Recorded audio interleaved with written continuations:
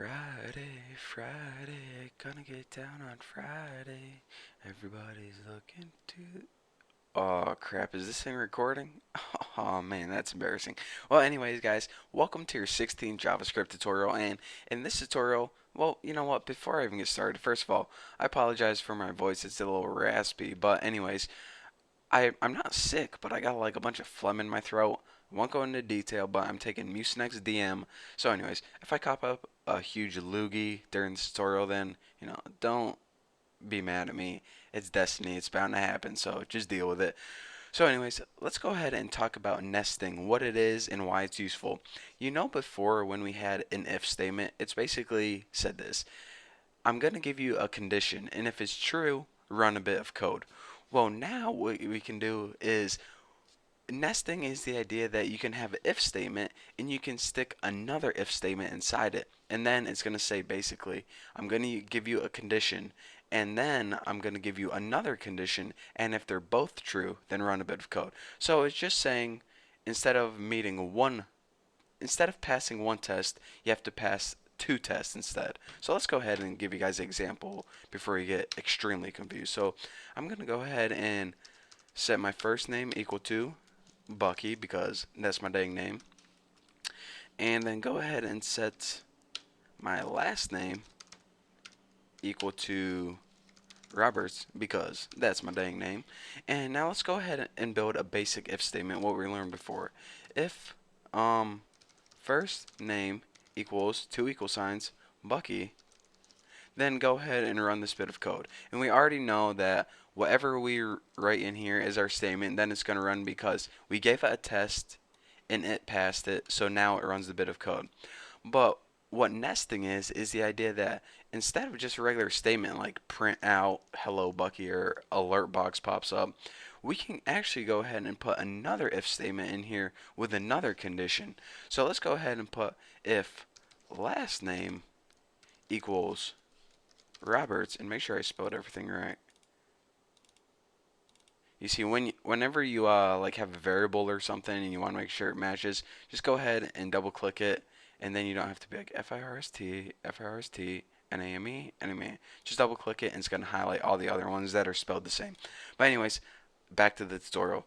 So now let's go ahead and add a body to this, and now let's go ahead and write something like document dot write welcome, Bucky Roberts, explanation, and I accidentally hit notepad. So there we go, just like that. So now let's go ahead and save it and run this baby and see what we get. Whoa, probably should have minimized that a little bit. Okay. Yeah, about this, I don't want to talk about that. So I actually forgot. I forgot that that was up there, so yeah, pretty embarrassing. But anyways, as you can see, it says, welcome, Bucky, Roberta, meant to say Roberts, but who cares?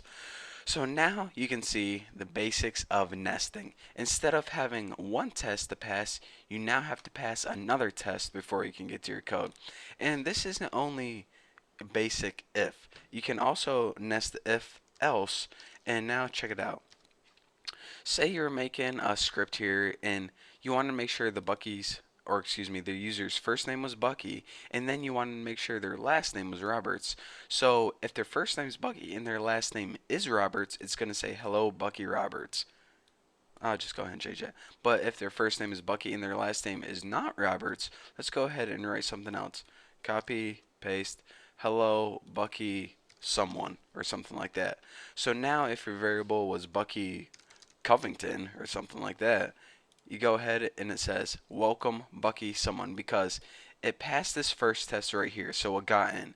His first name was Bucky, but then it says, is your last name Roberts? Well, no. So I'm going to go to else, and that says welcome Bucky someone. So again, I just want to give you guys the idea that instead of just writing a statement in here, you can actually nest an entire if statement in here, and then it's just going to give it more tests to pass. And actually, I don't want to confuse you guys too much, but you can actually put another if statement in here, and you can nest it like 1,000 times if you want. So you're saying, all right, make sure your name's Bucky, make sure your last name is Roberts, make sure your favorite color is blue, make sure you're 24, and you can give it a bunch of different ifs. But actually, if you guys are thinking about doing that, there is a lot easier way. So mostly people nest, you can probably nest three ifs instead of inside each other. And that is, most the deepest that people go. If you want to get deeper than that, then there are better techniques, and I'm going to show you guys those techniques in the upcoming tutorials.